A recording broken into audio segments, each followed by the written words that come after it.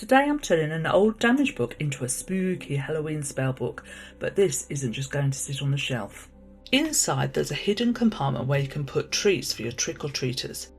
Let's see if we can turn this rather sad looking old book into something a little more magical, and check out the name, which was spookily random.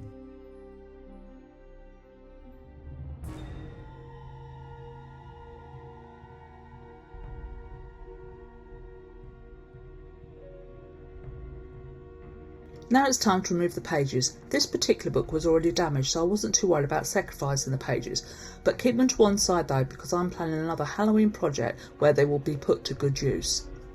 You don't necessarily need to remove every single page individually. The important thing is to leave yourself with a cover that can be used to create the new structure inside.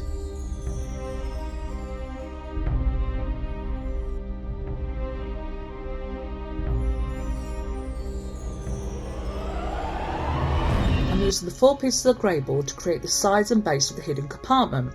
I've worked out the dimensions from the measurements I took earlier, so the finished book should fit neatly inside the original book cover. I'm using hot glue to put the pieces together. At this stage it doesn't have to look pretty, we just need a sturdy little box that will eventually become the secret space for the treats. We're going to cover over this with fabric.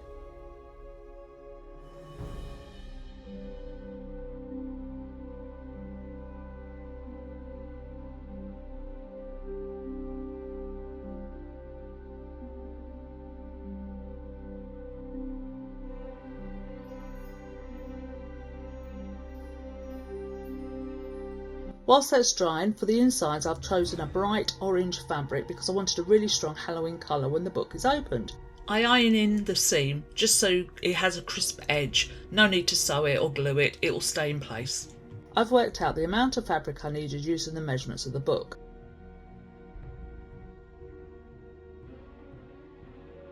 And I'm using pin flare bookbinding glue to attach the fabric and carefully smoothing it into the corners. With this glue, a little is what you need, so don't have it so it shows white, have it so it glistens, and that's enough. This is one of the stages where it's worth taking your time. If the fabric is pulled into place neatly now, the finished insides will obviously look a lot more professional.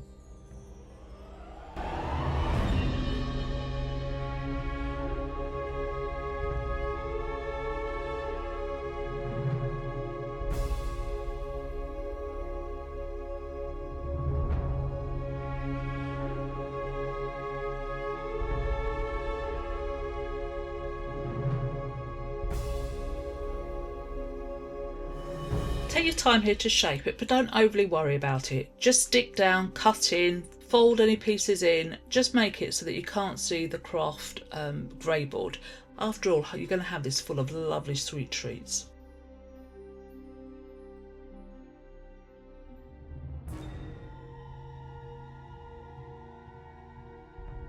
Just make sure none of the greyboard is showing and it will look perfect.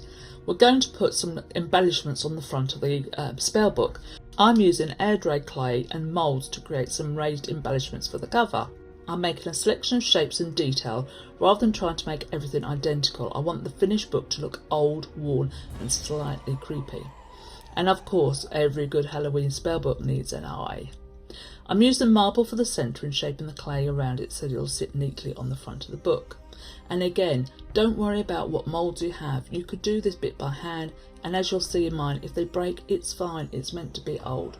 Just adapt what you've got. When using this mould, I don't actually use the whole of the mould.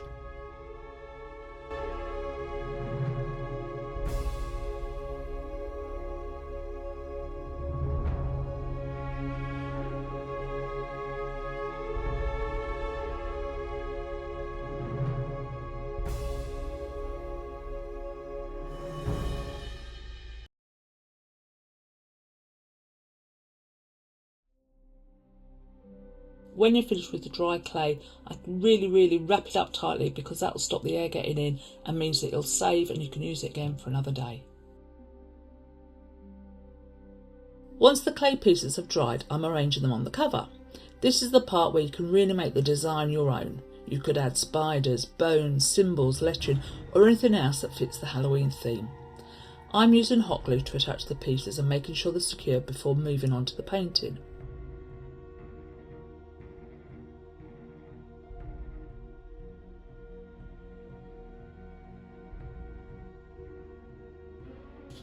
Now, because my book has got these gold sparkly bits, I use a bit of black just to edge them out, so I start on a plain background. But depending on the book you're using, you may not need to do this.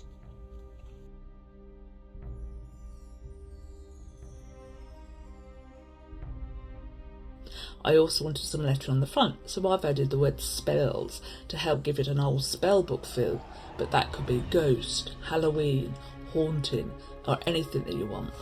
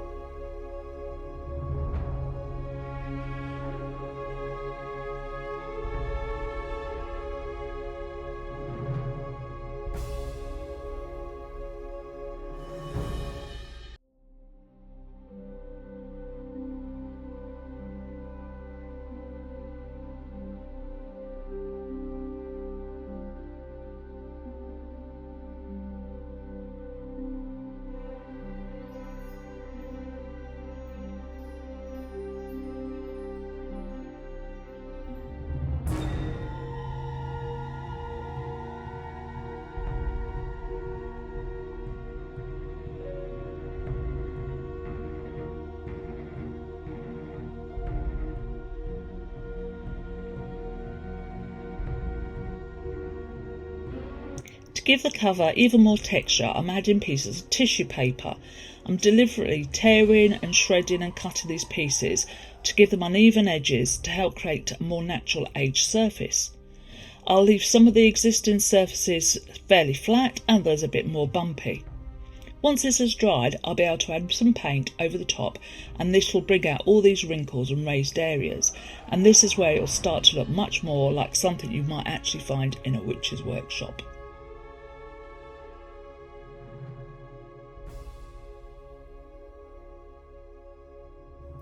This is where I'm adding the final layers of colour and picking out some of the raised details. Use lots of different colours and build it up over time, and that's what will give the book the right look. Initially you don't think it's going to get there, but bear with it, trust the process, it will. I'm using, as I said, greens and reds and blacks and greys and all different colours to bring out these looks on the book, and I think in the end it does actually look like an aged book. And on the eye I've put some fluorescent paint, so when you shine a UV torch at it, it glows in the dark.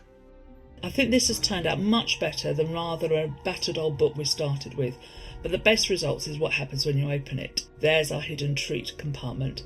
So instead of simply having a bowl of sweets sitting outside, you can hide them inside your very own Halloween spellbook, and that is definitely a little more fun for trick-or-treaters.